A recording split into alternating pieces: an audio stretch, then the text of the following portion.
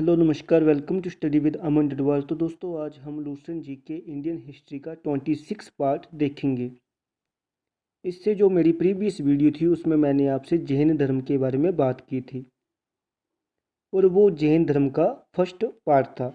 आज मैं आपसे जैन धर्म के बारे में ही आगे बात करूँगा। तो जो मेरी पिछली वीडियो थी उसमें मैंने आपसे महावीर स्वामी के बारे में थोड़ी सी बात की थी और मैंने आपको बताया था कि वो जैन धर्म के 24वें तीर्थकर थे। उनके पिता का नाम सिद्धार्थ था और उनकी माता त्रिशला थी और उनका विवाह यशोदा से हुआ था और उनकी एक पुत्री थी और उनकी पुत्री का नाम था प्रियदर्शिनी या अनुजा। और जो महावीर थे इन्होंने अपने माता पिता की मृत्यु के बाद 30 वर्ष की आयु में संन्यास जीवन ग्रहण किया था। तो आज इसके बारे में हम आगे बात करेंगे महावीर के बारे में। 12 वर्षों की कठिन तपस्या के बाद जरिम्बिक ग्राम के समीप रिजुपालिका नदी के तट पर साल वृक्ष के नीचे तपस्या करते हुए संपूर्ण ज्ञान प्राप्त हुआ। तो दोस्तों जो महावीर थे इन्होंने 12 वर्षों तक कठिन तपस्या की रिजुपालिका नदी के किनारे। रिजुपालिका नदी दोस्तों बिहार में पड़ती है। तो रिजुपालिका नदी के किनारे ही इनको साल वृक्ष के नीचे ज्ञान प्राप्त हुआ था। फिर हम आगे बात करते हैं। तो दोस्तों जब उनको ज्ञान प्राप्त हो गया, उनको समझ आ गया कि दुनिया क्या है या लाइफ क्या है, जो कुछ भी है इस तरह की, जब उन्हें ज्ञान प्राप्त हो गया तो उस समय के बाद महावीर को जिन कहा जाने लगा। जिन यानी कि विजेता, जो खुद को जीत चुका होता है, और उनको पूज्य माना गया और बंधन रहित कहलाए। यानी कि जब उनको ज्ञान प्राप्त हो गया तो उसके बाद महावीर को जिन के नाम से भी जाना गया। जिन का अर्थ होता है विजेता। उनको आहर्य भी कहा गया। आहर्य यानी कि पूज्य, वो पूज्य हो गए अब।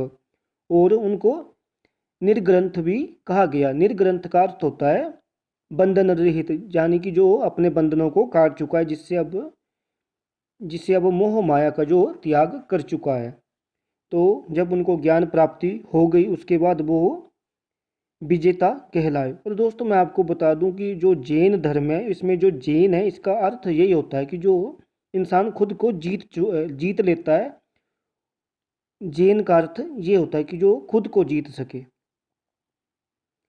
फिर हम आगे बात करते हैं महावीर के उपदेश। तो दोस्तों जो महावीर ने अपने उपदेश दिए वो इन्होंने प्राकृत भाषा में दिए।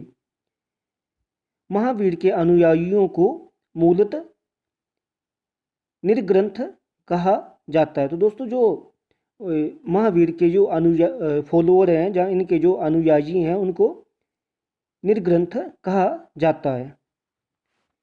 महावीर के प्रथम अनुयायी उनके दामाद जामिल बने। तो दोस्तों जैसे कि आपको पता होगा कि जो महावीर थे उनकी एक पुत्री थी प्रियदर्शिनी। तो जो महावीर के जो दामाद थे जामिल, वही इनके पहले अनुयायी भी बने। फिर हम आगे बात करते हैं। प्रथम जैन भिक्षुणी नरेश दधिवाहन की पुत्री चंपा बनी। तो दोस्तों जो जैन धर्म की जो प्रथम जो भिक्षुणी बनी वो दधिवाहन नरेश की पुत्री चंपा बनी।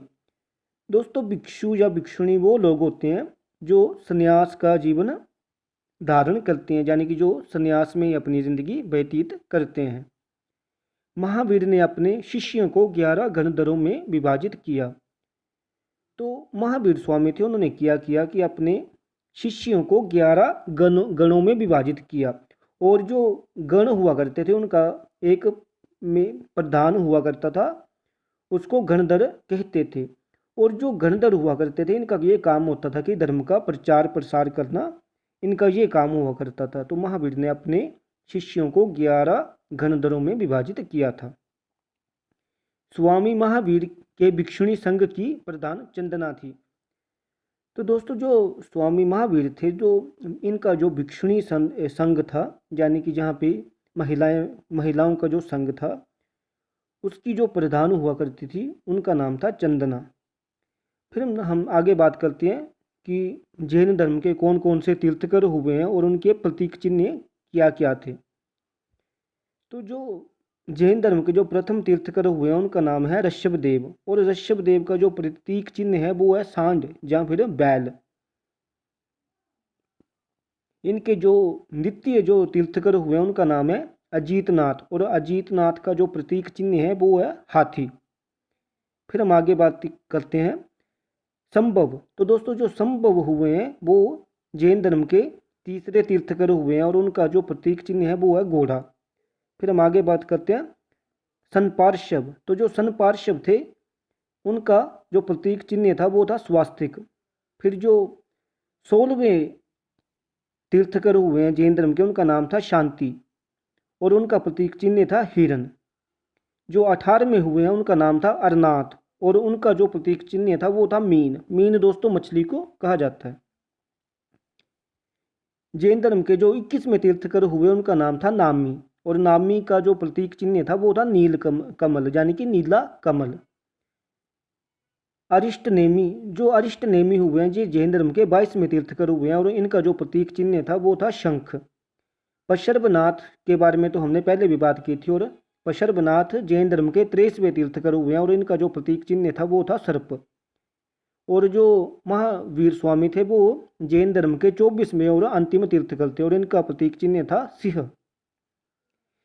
फिर हम आगे बात करते हैं जैन तीर्थकरों ऋषभदेव और अरिष्टनेमी का उल्लेख ऋग्वेद में मिलता है। तो दोस्तों जो जैन तीर्थकर थे वो जो ऋषभदेव थे और जो अरिष्टनेमी थे, ऋषभदेव जो पहले तीर्थकर थे और अरिष्टनेमी 22वें तीर्थकर थे, इनके बारे में हमें ऋग्वेद में भी जानकारी मिलती है, यानी कि ऋग्वेद में भी इनके बारे में लिखा गया है। और जो अरिष्टनेमी थे इनको भगवान श्री कृष्ण का निकटतम संबंधी माना गया है। फिर हम आगे बात करते हैं। तो दोस्तों 300 ईसा पूर्व यानी कि ईसा के जन्म से 300 साल पहले जो मगध साम्राज्य था उसमें 12 वर्षों का अकाल पड़ा था, जिसके कारण भद्रबाहु अपने शिष्यों सहित कर्नाटक चले गए।